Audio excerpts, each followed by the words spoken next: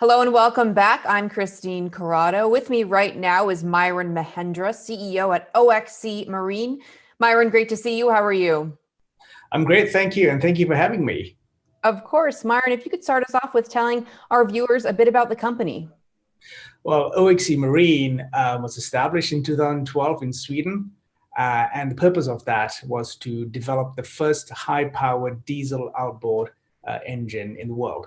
And we sort of used actually an automotive engine. It's a GM 2-liter 4-cylinder block powering 200 horsepower using that engine. Now, the reason why we use an automotive engine is simply because it's a highly efficient power block. And we used a patent, rather than actually using a crankshaft or a drive shaft, we've eliminated that. We've taken away the dog clutches and the bevel gears in the traditional outboard. You'll find, and we just use a carbon fiber belt and a heavy duty gearbox to take pretty much the high torque and the high power that's driving it. And we first sort of produced it in 2016, and we've been in operation now since then with the new sort of product range, the Oxe 300, and that's a 300 horsepower engine derived from BMW's 3-liter 6-cylinder product. So that's been our range so far. From my understanding, your diesel engine product can replace gasoline in environmentally friendly terms. How is that so? Well, diesel, for one, it's for heavy-duty users. It's very efficient because its revs that they use in the engine is quite low, and therefore it consumes less fuel.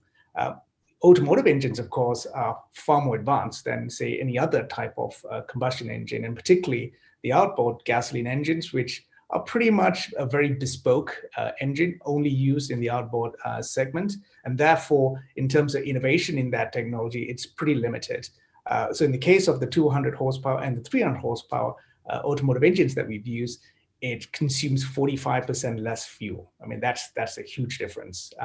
Typically in a diesel gasoline range, it's probably 10 to 15% in the automotive engine, but because it's a gasoline outboard that we're comparing with, it's significant. We also produce less carbon dioxide by 35% and carbon monoxide by 98%. So it's a huge difference.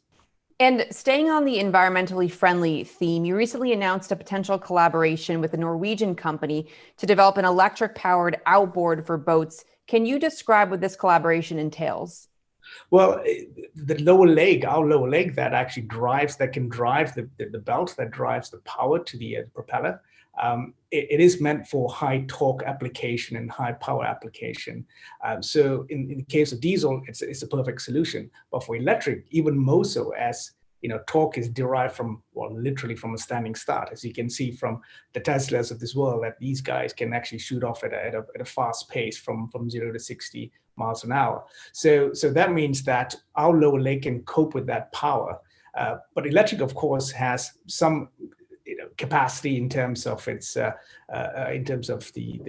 journey, the duration it takes to go from A to B. So that's something which we're going to be looking at in terms of developing the battery consumptions and how we can actually work for marine electric propulsion purposes. Yeah, there is huge growth predicted for the electric vehicle industry. So what are you kind of hoping to achieve with this partnership? Well, I think what we're trying to do is develop with Eboy how we can work together in collaboration, where we provide the mechanical aspects of the lower leg with their electrical and also electric motor systems. And I think the aim is to develop this to provide for pretty much sort of technology where you can use for short distances. So it's not, so for example, in lakes or inland water or geo-parks, where obviously environmental aspects of it is quite important. So those are the sort of targets that we're looking at where we can't fulfill it from a combustion engine perspective. Really interesting. Separately, the company, as you said, is based in Sweden, but it does trade on the OTCQX. Can you give us a sense of what value you found in having a presence here?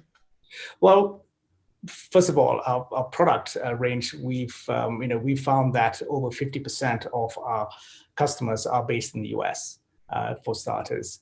Most recently, for example, we've announced we've been working with the US Coast Guard for the last 3 years in terms of research developing our product, and they very much liked it. They made the first commercial purchase about a month ago. and that's under deployment. They have 400 further boats of a similar size, so we know that the market segment is quite big there for us. So in order to secure supply, we worked with a partner to now start assembling our products in the US come January 2021. Good to hear. Myron, it was great to meet you. Thanks so much. No, you're welcome. Thank you.